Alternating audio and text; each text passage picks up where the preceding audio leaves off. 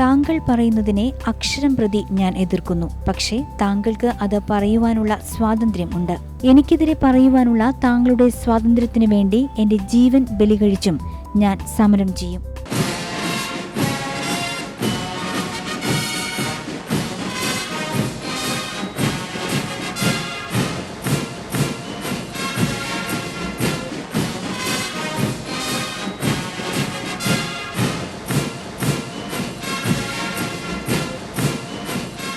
എല്ലാവരും തുല്യരാണ്, എന്നാൽ നിർഭാഗ്യവശാൽ ചിലർ കൂടുതൽ തുല്യരാണ്.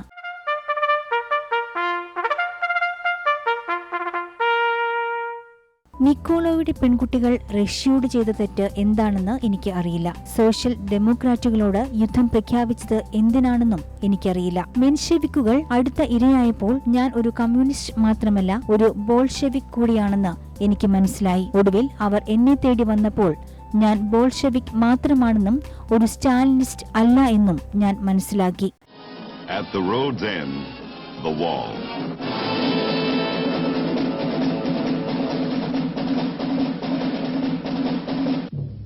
These are the people who move along the road. Some walk, some ride. Some are well shod. Some are barefoot. Some are so young they must be carried. Some are old. Of the hundreds of millions who take this road, some do so willingly. Others hope that the road leads to bread for the hungry, peace for the weary, land for the landless. Some protest openly. It doesn't matter. Some were born on the road. Many will die along the way. റഷ്യയിലെ കർഷകർ സോഷ്യലിസ്റ്റുകളോ കമ്മ്യൂണിസ്റ്റുകളോ അല്ല. അവർ അന്നും ഇന്നും കർഷകർ തന്നെയാണ്.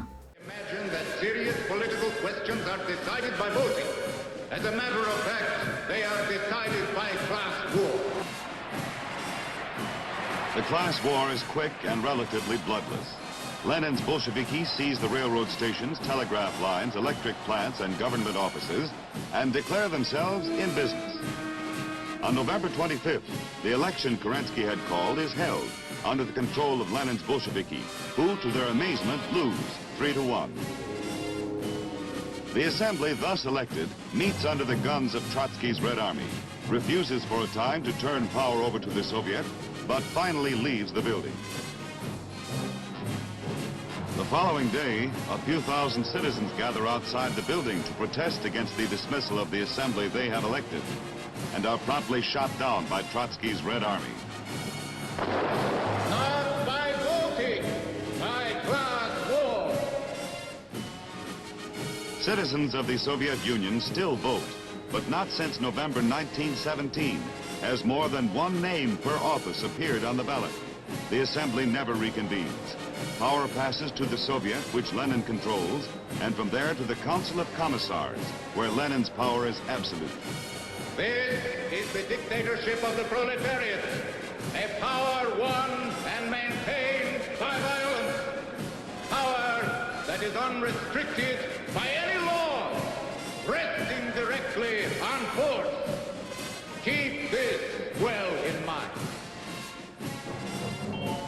Lenin makes peace with the Germans, but now a genuine civil war breaks out in Russia. The White Russians rebel against the Reds' peace effort.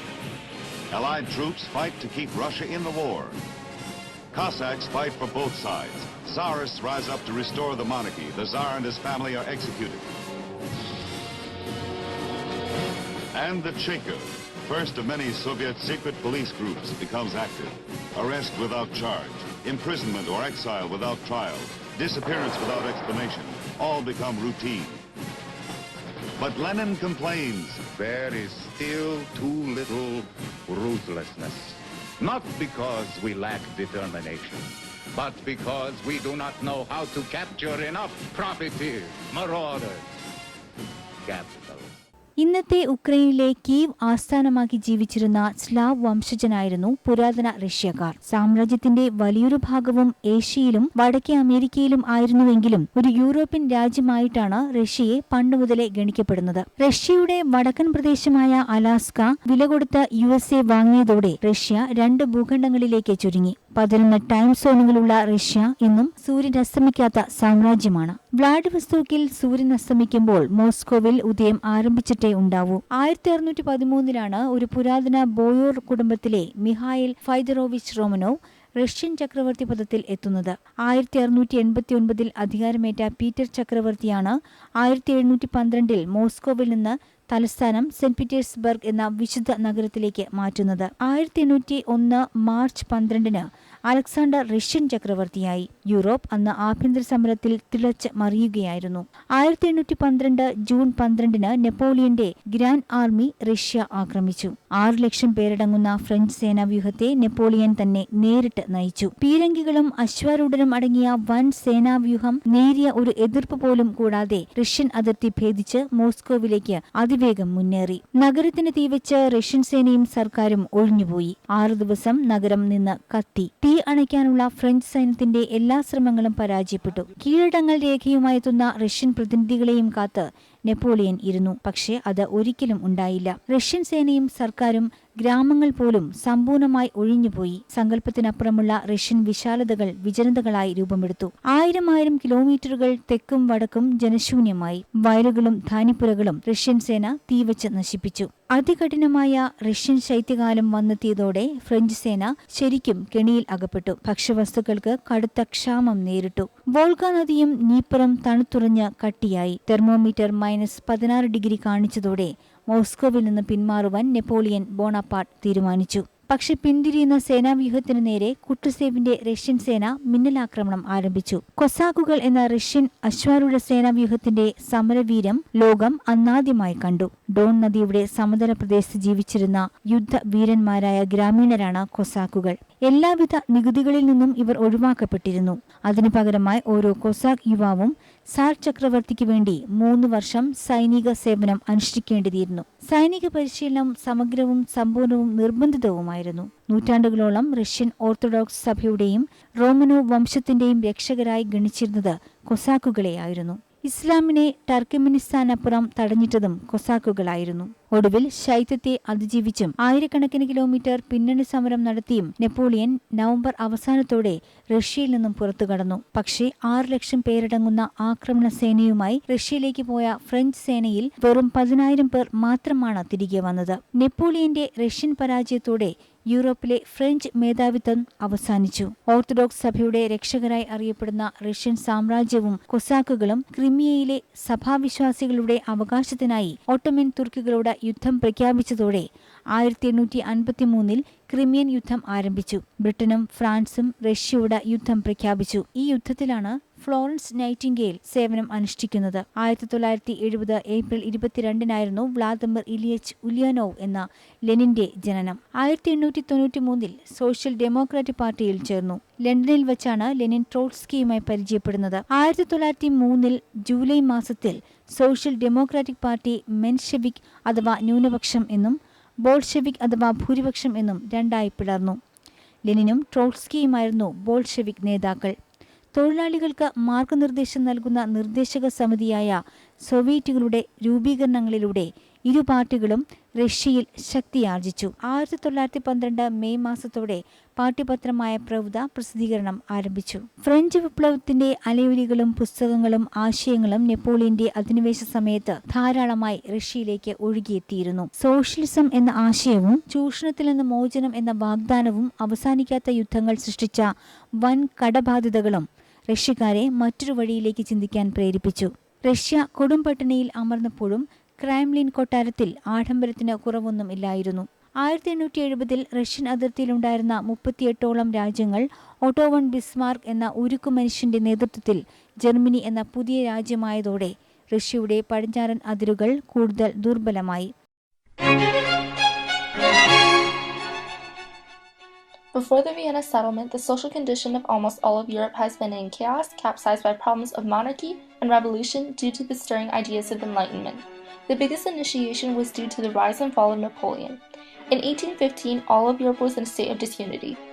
Germany was made up of 314 kingdoms that were independent of each other of many different nationalities, religious beliefs, and ways of ruling. In 1815, the Confederation of Germany, the Bund, was established in charge of making decisions to unite these kingdoms once and for all. Theoretically, Austria was the main power in charge of the entire Confederation, yet actually the power was relentlessly challenged by Prussia. Due to this growing rivalry, the Confederation of Germany soon began to split into two groups that triggered two sides of nationalistic identity that would soon bring war that would decide the fate of Germany.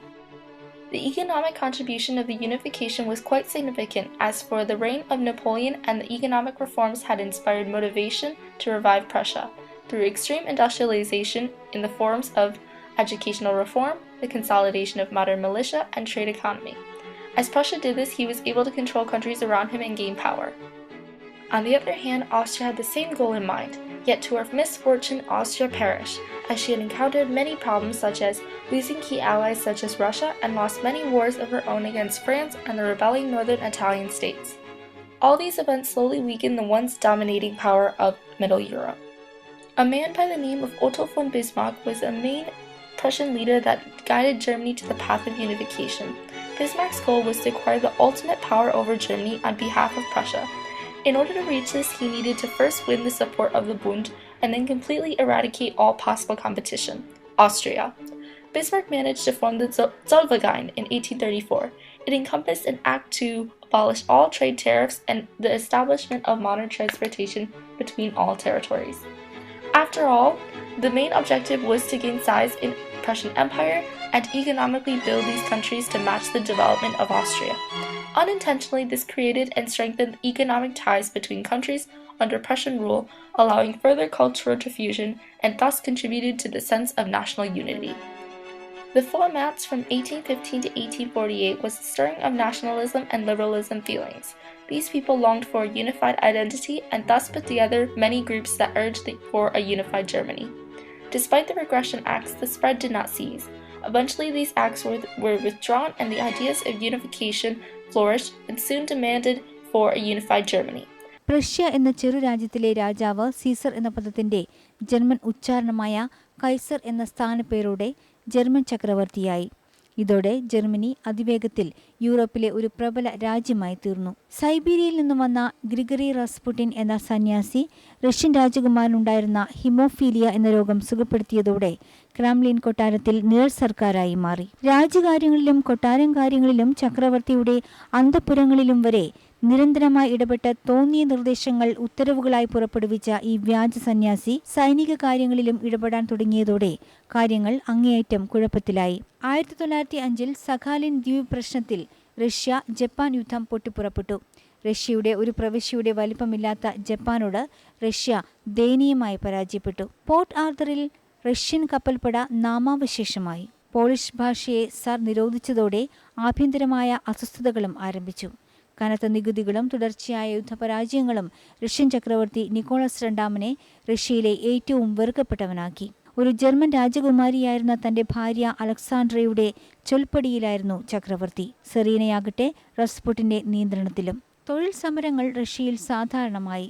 Austria Serbia തർക്കത്തിൽ Russia ഇടപെട്ടതോടെ Germany റഷ്യയോട് യുദ്ധം പ്രഖ്യാപിച്ചു. ഒന്നാം ലോക മഹായുദ്ധം ആരംഭിച്ചു.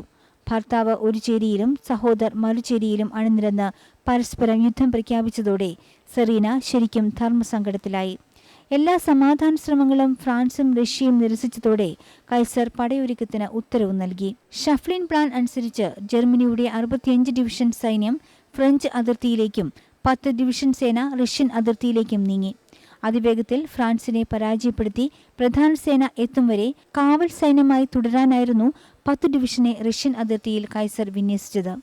എന്നാൽ സൈനിക നിരീക്ഷകരെയും ചക്രവർത്തിയെയും അമ്പരിപ്പിച്ചുകൊണ്ട് വെറും 10 division German സേനയ്ക്ക് മുന്നിൽ റഷ്യ അമ്പേ തകർന്നു. എല്ലാ മുന്നണികളിലും ആദ്യ ആഴ്ച മുതൽ തന്നെ പിന്തിരിഞ്ഞോട്ടം സർവ്വസാധാരണമായി. ലോകത്തിൽ ആദ്യമായി യുദ്ധമുന്നണിയിൽ ഉപയോഗിക്കപ്പെട്ട വിമാനസേനയും യന്ത്രത്തോക്കുകളും റഷ്യൻ കുതിരപ്പടയെ തകർത്തു.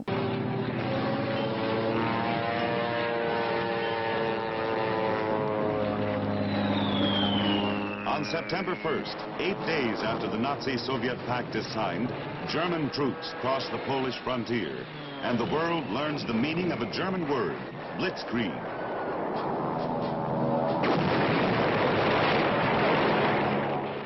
റാസ്പുട്ടിന്റെ ഉപയോഗത്തിലുള്ള 2 സൈനിക വാഹനങ്ങൾ തിരിച്ചു ചോദിച്ച പ്രധാനമന്ത്രിയെ ചക്രവർത്തി പിരിച്ചുവിട്ടു. സൈനിക മേഖലയിലും റാസ്പുട്ടിൻ നിർദ്ദേശം നൽകി തുടങ്ങി. യാതൊരു അടിസ്ഥാനവുമില്ലാത്ത സ്വന്തം തോന്നലുകളും ഭാവനയും മാത്രം അടിസ്ഥാനമാക്കിയുള്ള ഈ ഉത്തരവുകൾ റഷ്യൻ സൈന്യത്തിന്റെ കനത്ത ആൾനാശത്തിന് വഴിവെച്ചു.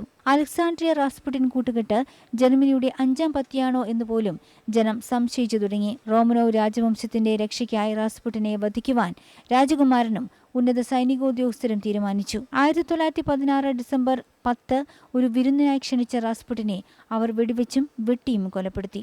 പക്ഷേ സമയം ഏറെ വൈകിപ്പോയിരുന്നു. നിത്യേനയുള്ള കനത്ത ആൾനാശം റഷ്യൻ സൈന്യത്തിൽ പരിഭ്രാന്തി സൃഷ്ടിച്ചു. ചക്രവർത്തിയുടെ ഏറ്റവും വിശ്വസ്തരായ കൊസാക്ക്, അശ്വാരൂഢ സേനകൾ പടനിലം വിട്ട് ഓടിപ്പോയി. സ്റ്റേപ്പിയിൽ കാവൽ നിർത്തിയിരുന്ന കാൽമിക് ശിക്ഷക വിഭാഗത്തിന് കൂട്ടത്തോടെയുള്ള ഈ കൊഴിഞ്ഞുപോക്ക് ഒരു വിധത്തിലും നിയന്ത്രിക്കാനായില്ല. ഒടുവിൽ മെയ് മാസം ആയതോടെ മുന്നണി തന്നെ ഇല്ലാതായി. കമ്മ്യൂണിസ്റ്റുകാർ വ്യാപകമായി യുദ്ധവിരുദ്ധ പ്രവർത്തനം ആരംഭിച്ചു. പല ഗ്രാമങ്ങളിലും യാതൊരു എതിർപ്പും കൂടാതെ ജർമ്മൻ സേന പ്രവേശിച്ചു. റഷ്യൻ സിംഹാസനത്തെ താങ്ങി നിർത്തിയിരുന്ന സൈന്യം എന്ന മഹാശക്തി ഏറെക്കുറെ കൊല്ലപ്പെടുകയോ ഓടിപ്പോവുകയോ ചെയ്തുവെന്ന സത്യം നിക്കോളാസ് തിരിച്ചറിഞ്ഞു. 1917 മാർച്ച് 12 സെന്റ് പീറ്റേഴ്സ്ബർഗും മോസ്കോയും തൊഴിലാളികളും സൈനികരും കൈയടക്കിയതോടെ ചക്രവർത്തി അധികാരം ഒഴിഞ്ഞു. കെറൻസ്കി ഗവൺമെന്റ് അധികാരമേറ്റെടുത്തു. യുദ്ധം തുടരാനായിരുന്നു കെറൻസ്കിയുടെയും തീരുമാനം. റഷ്യൻ വിപ്ലവം നടക്കുമ്പോൾ ബോൾഷെവിക് പ്രമുഖരാരും റഷ്യയിൽ ഉണ്ടായിരുന്നില്ല. സ്റ്റാലിൻ സൈബീരിയയിൽ തടവിലായിരുന്നു. ലെനിനും ട്രോട്സ്കിയും റഷ്യയ്ക്ക് പുറത്തായിരുന്നു. കെറൻസ്കി സർക്കാരാണ് ഇവരെയെല്ലാം മോചിപ്പിച്ചതും റഷ്യയിൽ വരാൻ അനുവദിച്ചതും. 1917 ഏപ്രിൽ 17 ലെനിൻ റഷ്യയിൽ തിരിച്ചെത്തി. കെറൻസി സർക്കാരിനെതിരെ സൈന്യം നടത്തിയ അട്ടിമറി ശ്രമം പട്ടാള തീവണ്ടികൾ തടഞ്ഞ് കമ്മ്യൂണിസ്റ്റുകാർ പരാജയപ്പെടുത്തി. പക്ഷേ നവംബർ 7 റഷ്യയിൽ 2ാം വിപ്ലവം ആരംഭിച്ചു. ഓർത്തഡോക്സ് സഭ ഗ്രിഗറിയൻ കലണ്ടറിന് പകരം ജൂലിയൻ കലണ്ടർ പിന്തുടരുന്നതിനാൽ റഷ്യയിൽ അപ്പോൾ ഒക്ടോബർ 24 തീയതി. കെറൻസ്കി US എംബസിയിൽ അഭയം തേടി. ലെനിൻ റിപ്പബ്ലിക്കിന്റെ സർവാധികാരി